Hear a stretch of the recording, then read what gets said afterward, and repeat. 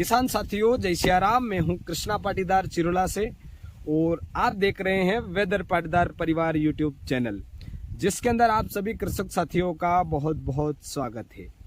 किसान साथियों, आज 27 फरवरी 2025 की जानकारी के अनुसार, कुछ व्यापारी भाई की जानकारी के अनुसार, कुछ किसानों की जानकारी के अनुसार इस साल प्याज का रकबा कितना है, क्या भाव रह सकते हैं आगे। अभी वर्तमान तो अच्छे ही भाव चल रहे हैं। अभी की अगर बात करूंगा तो आप कहेंगे भैया लोगों को बेवकूफ बना रहे हो।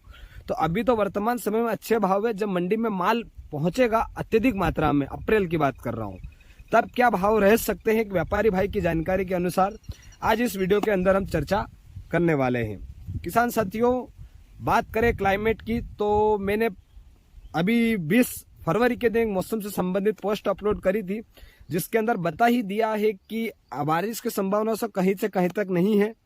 उसी के साथ इस साल जितना प्रकृति ने किसानों का साथ दिया है उतना शायद किसी साल नहीं दिया होगा, क्योंकि इस साल हर प्रकार से किसानों का साथ मिला है प्रकृति का। क्योंकि पिछले साल की अगर बात कर लो तो देख सकते हैं आप, 15 दिन तक कोहरा रहा था और गेहूं को नुकसान हुआ था।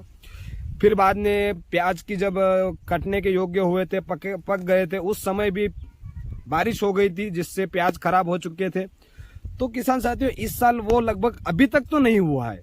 अभी तो वो पिक्चर बाकी है, क्योंकि प्याज अभी इस बार भी पका नहीं है। लेकिन अगर आगे शुरू में साथ दिया है तो लास्ट तक प्रकृति साथ देके, ऐसा विश्वास है हमें। तो किसान साथियों, आपको बता दूं कि अभी सभी जगह, सभी चौपालों पर, सभी चौराहों पर, सभी मंडियों में, सभी जगह यही चर्चा हो रही है कि प्याज इस साल मैंने ज्यादा लगाए हैं। और सभी किसानों के मन में यही जानने का प्रयास है कि अगर प्याज मैंने भी ज्यादा लगाए हैं, सभी एक दूसरे से बात कर रहे हैं, तो क्या प्याज जो रहेंगे वो आगे भविष्य रहेगा या नहीं। और काफी किसानों ने तो यह तक कह दिया है कि प्याज 5 रुपए किलो रहेगा या फेंकना पड़ेगा। इस तरह की बात भी कुछ किसान बोल रहे हैं। तो किसान साथियों, आप अगर बोल रहे हैं तो दूसरा किसान जो सुनने वाला है उसका मनोबल भी तो कमजोर हो रहा है। आज मैं इस वीडियो के अंदर मनोबल भी बढ़ाऊंगा आप सभी का, और आप सभी को भाव से संबंधित जानकारी देने का भी प्रयास करूंगा। यह कोई भविष्यवाणी नहीं है, मैं आपसे शुरू में ही बता देता हूं। आप अपने विवेक के अनुसार ही कार्य करें किसान साथियों। किसी के भरोसे, मेरे या किसी के भी भरोसे ना रहें। किसान साथियों, अगर बात करें तो इस साल जो प्याज का जो रकबा है, मैंने काफी किसानों से भी इस जानकारी को इकट्ठा किया है और भाव की जो जानकारी है वो व्यापारी भाई से जानकारी इकट्ठा करी है। तो किसान साथियों, सभी चौराहों पर, सभी जगह यही चर्चा हो रही थी। मैंने शुरू में कहा था आपसे कि किसान जो एक दूसरे का मनोबल कमजोर कर रहा है, वो यही कह रहा है कि प्याज इस साल फेंकना पड़ेगा, प्याज 5 रुपए किलो बिकेगा। तो किसानों, ऐसा नहीं है। आप कौन होते हैं या मैं भी कौन होता हूं कि जो प्याज का या फसलों का भविष्य तय कर सकता है। ऐसा कुछ नहीं है। पहले तो सर्वप्रथम किसान का कार्य जो है वो फसलों को पकाना रहता है। आप अपने जो मनोबल है उसको कमजोर ना होने दें। आप जो कृषि कर रहे हैं उसका भविष्य वो आने वाले समय में ही पता चलेगा। लेकिन हाँ, ये बात जरूर बता देता हूं आप सभी को कि इस बार जो प्याज की जो चौपाई हुई है वो पिछले साल से थोड़ी सी अधिक जरूर है। लेकिन उसी के साथ में एक खुशखबरी और भी सुना देता हूं। हालांकि ये दुख भरी खबर ही रहेगी, लेकिन खुश खबर इसलिए बोल रहा हूं क्योंकि आपको भाव मिल जाएगा। और दुख भरी इसलिए रहेगी क्योंकि इस साल जो वाटर लेवल है वो लगभग काफी हद तक गिर चुका है। जो ट्यूबवेल लगभग पिछले साल यानी गत 10 वर्षों से जो ट्यूबवेल चल रहे थे वो भी उन्होंने इस साल अपनी सांसें रोक ली है। तो इससे भी एक प्याज का जो रकबा आपने बो रखा है उसका उत्पादन तो घटेगा, क्योंकि लास्ट पानी अगर नहीं मिलता है तो ये बात सॉलिड है। आप सभी जानते हैं, किसान है, कि अगर लास्ट पानी नहीं मिलता है तो प्याज का उत्पादन घटता ही है। तो आप ये कैसे अनुमान लगा रहे हैं कि इस बार रकबा ज्यादा है तो भाव कम आएगा। तो एक बात यही भी है मेरी कि इस साल बारिश कम हुई थी, तो आने वाला समय है प्याज का, वो भाव जरूर मिल सकते हैं किसान साथियों। क्योंकि उत्पादन घटेगा, पानी नहीं मिलेगा तो उत्पादन तो घटेगा ही सही। अब बात कर लेते हैं किसान साथियों की रकबा अधिक था, ये बात मैंने बता दी आपको। अब बात कर लेते हैं कि क्या प्याज के भाव कब तक आ सकते हैं। तो किसान साथियों अभी जो भाव चल रहे हैं वो लगभग अच्छे खासे भाव है, लेकिन अपने पास माल बेचने के लिए अभी पका नहीं है। तो आने वाले समय में जब भी, जैसे कि एक मार्च महीना तो लगभग और 1.5 महीना तो लगभग चलेगा ही सही कि माल अभी ठीक से पकेगा भी नहीं। गर्मी भी काफी तेज तर्राट रहने वाली है इस साल। तो जैसे ही मंडी में माल पककर पहुंचता है तो उस समय तो लगभग सभी को पता है कि बाजार कम रहते ही है। तो इस साल की अगर बात करूं तो एक परिकल्पना है और काफी व्यापारी भाई से बातचीत होने के अनुसार बता रहे हैं, हो सकता है ऐसा ना भी हो। तो एक अनुमान है कि 15 अप्रैल तक या 15 अप्रैल से 20 अप्रैल तक बता सकते हैं। तो 10 से 15 रुपए के बीज तो आप खेत से तुरंत बेचेंगे, उस समय भी लगभग इतना भाव तो आपको मिलने ही वाला है। तो वो आप आपके विवेक के अनुसार है कि आप 10 से 15 रुपए में आप माल बेचे या नहीं बेचे।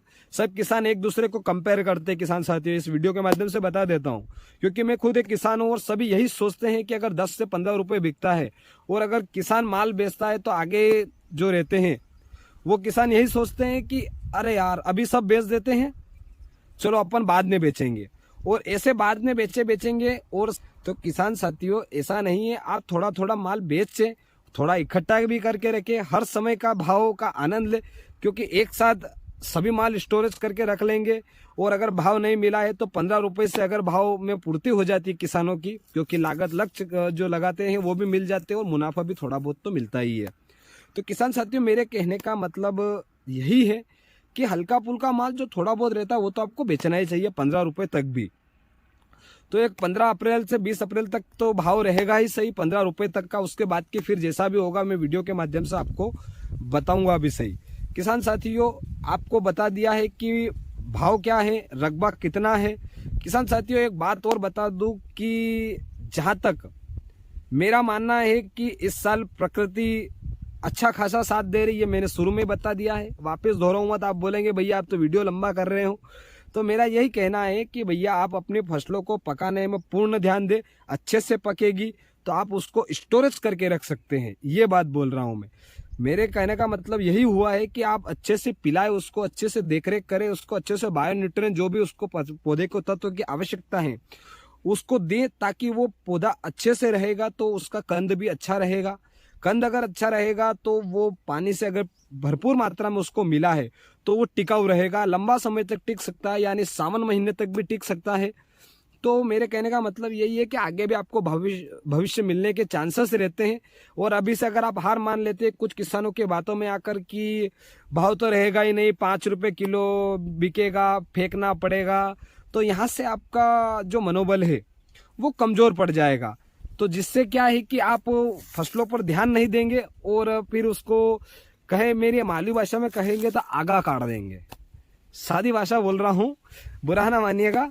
तो किसान साथियों चलिए अब ऐसा तो जानकारी इकट्ठे करके मैंने आपको बता दी है, लेकिन फिलहाल एक जानकारी मैं आपसे लेना चाहूंगा जो 8 दिन के बाद मैं वीडियो के बनाकर बताऊंगा मैं आपको कि 8 दिन के अंदर कितनी जानकारी इकट्ठे होती है।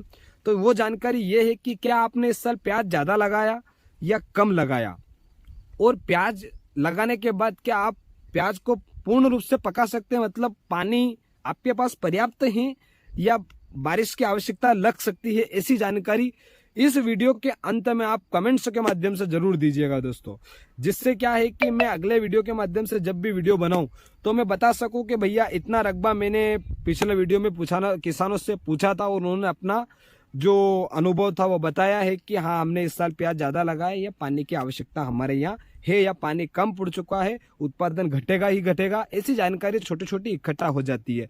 तो आप अपना अनुभव जरूर व्यक्त करें। छोटी सी 2 शब्द कहूंगा सिर्फ कि आपके यहाँ प्याज अधिक लगाया या प्याज के जो पानी है वो पर्याप्त मात्रा में मिलेगा या नहीं, ऐसी 2 जानकारी आप कमेंट्स के माध्यम से दीजिएगा हाँ या ना में, तो ताकि मैं किसानों को 8 दिन के बाद जब भी वीडियो के बना के बजाऊं तो सभी किसानों को पता चल जाए। चलिए दोस्तों वीडियो को समाप्त करते हुए कृष्णा पाटीदार की जानकारी आपको कैसी लगी वीडियो शेयर कीजिएगा किसानों, और सभी को एक दूसरे से मनोबल बढ़ाने का इस वीडियो के माध्यम से दायित्व था मेरा। इसी आशा और विश्वास के साथ वीडियो को मुझे जय श्री राम कहें।